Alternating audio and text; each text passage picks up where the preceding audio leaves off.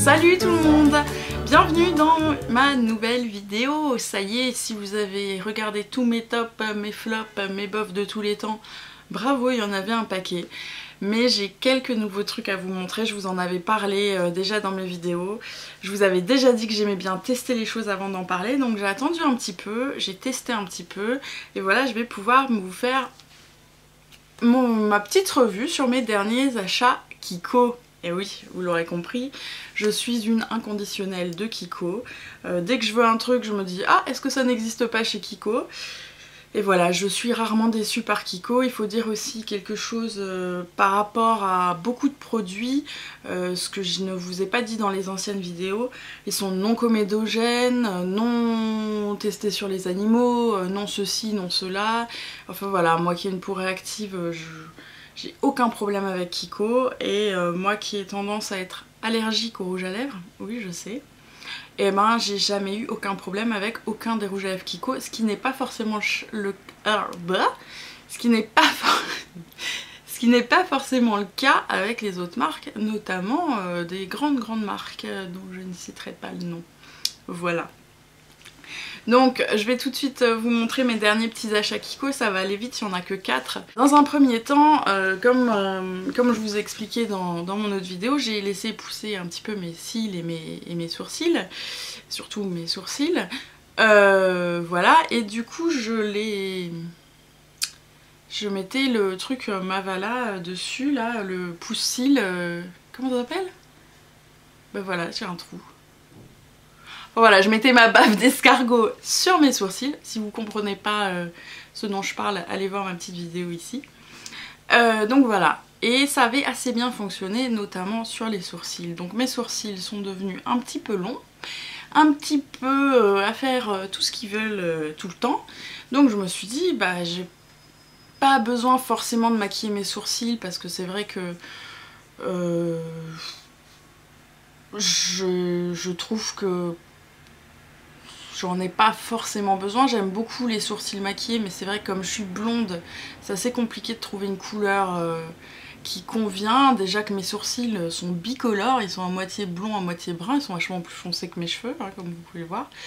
Donc voilà, mais ça n'empêche que je voulais mettre un petit truc dessus pour éviter qu'il s'en aille dans tous les sens pendant la journée.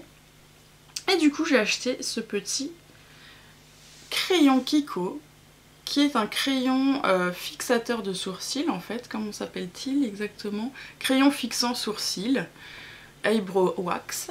C'est de la cire en fait, c'est un petit crayon de cire. Est-ce qu'on le voit bien? C'est absolument transparent. Et c'est de la cire, donc ça,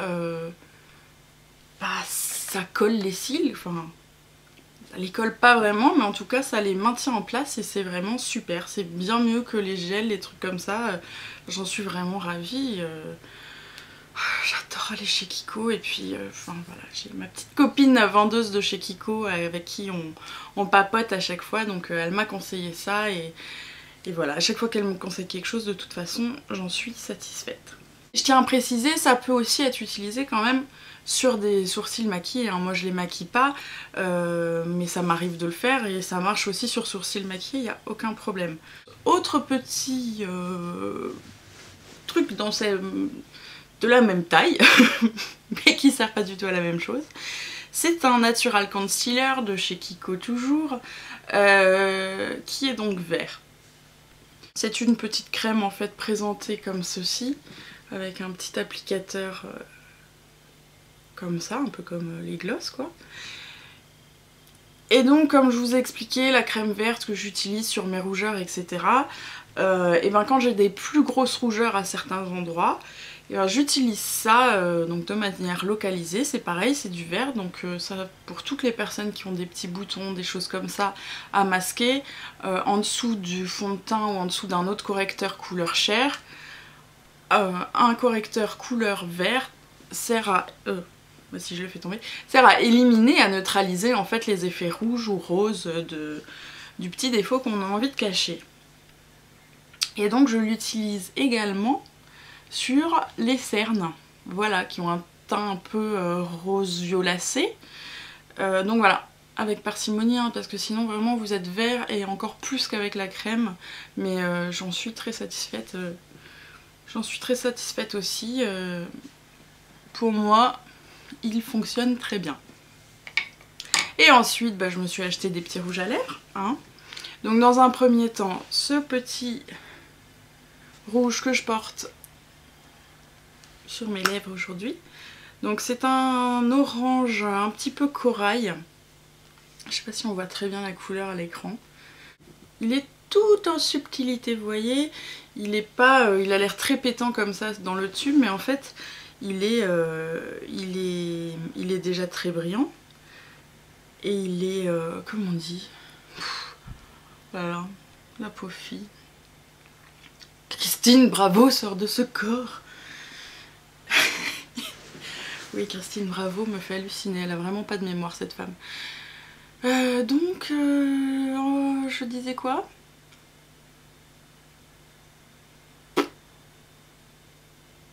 Ah oui, il est pas mat. Enfin, il est... Non, il est pas mat. Il est...